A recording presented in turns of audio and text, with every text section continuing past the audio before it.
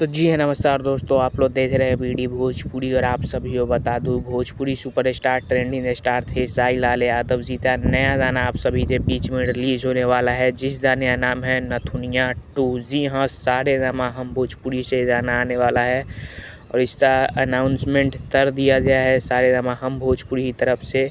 आप सब जानते हैं कि अभी सारे गामा हम भोजपुरी का सबसे पॉपुलर गाना है नथुनिया। जी हाँ, खेसारी लाल यादव जी का ये गाना 2023 में आया था और तब से लेकर आज तक टॉप पर बना हुआ है सारे गामा के यूट्यूब चैनल पर। काफ़ी ज़्यादा बजा, 500 से मिलियन से ज़्यादा इस गाने को बजाया गया है सिर्फ एक सारे गामा के यूट्यूब चैनल पर।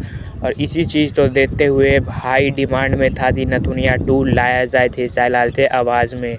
तो फिर से कृष्णा बेदर्दी जी ने गाने जो लिखा है, म्यूजिक भी उन्हीं का है और खेसारी लाल यादव जी थे सोलो आवाज़ में नथुनिया 2 सारे गामा हम भोजपुरी से बहुत जल्द आप सभी को देखने और सुनने को मिलेगा। कितना एक्साइटेड हैं कमेंट में ज़रूर बताइएगा।